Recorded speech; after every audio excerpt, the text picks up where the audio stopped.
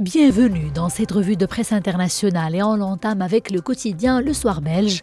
Ce dernier nous apprend que les représentants des 28 États membres de l'Union européenne n'ont pas réussi à s'accorder hier sur un renouvellement de la licence du glyphosate, produit jugé cancérigène par les experts mondiaux. Une proposition de Bruxelles qui n'a pas réuni la majorité qualifiée requise. Pas d'opinion, c'est en effet le résultat du vote organisé hier, en l'absence d'une majorité claire pour ou contre l'autorisation, a expliqué l'exécutif européen dans un bref communiqué. Une majorité de pays, 14 au total, se sont prononcés en faveur de la proposition, mais cela ne permet pas d'atteindre la pondération démographique, soit 65% de la population, précise Le Soir belge. La Belgique a maintenu sa position et demande un plan de sortie du glyphosate et le support de l'Union européenne au développement d'alternatives, et cela pour le secteur agricole principalement, a assuré pour sa part le ministre fédéral belge. Risque de surchauffe pour l'économie allemande, gros titre cette fois-ci sur les colonnes du quotidien Le Temps suisse. Ce dernier nous apprend que les 5 sages, c'est-à-dire le comité d'experts respecté qui conseille le gouvernement fédéral pour les questions économiques, a remis à la chancelière allemande Angela Merkel leur rapport annuel, lourd de quelques 460 pages. Les sages se félicitent d'abord de la bonne santé de l'économie allemande et revoient à la hausse leurs prévisions pour l'année en cours ainsi que pour l'année prochaine. Revers de la médaille, le comité souligne un risque de surchauffe lié à une surcharge des capacités de production.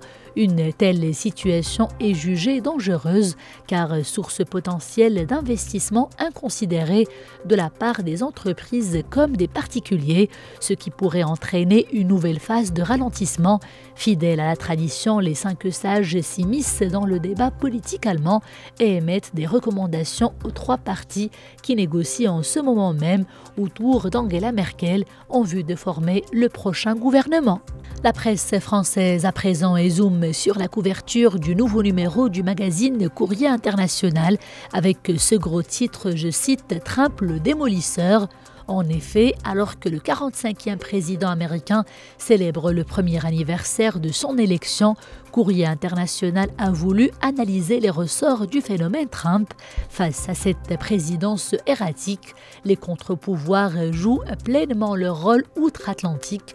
Il aura sans doute fallu George W. Bush pour que Barack Obama soit élu, et Barack Obama pour que Donald Trump soit élu, témoigne l'experte réagissant sur les colonnes du magazine. Courrier International parle en tout cas d'un premier bilan bien mince. En effet, poursuit-il, les premiers mois de la présidence du 45e président américain sont maigres en matière de réalisation. L'Obamacare, l'assurance maladie tant rejetée par les républicains, n'a pas été remplacé. Le mur entre le Mexique et les États-Unis n'est pas prêt d'être construit et la réforme des impôts patine déjà. Ce qui est sûr, c'est que, comme l'assure l'autre politologue réagissant sur le magazine, les électeurs qui ont soutenu Donald Trump n'ont rien eu en retour et n'auront rien. Toutefois, on ne peut pas garantir que Donald Trump ne fera pas un second mandat, s'empresse-t-il d'ajouter. Pour l'heure, la situation est trop fluctuante.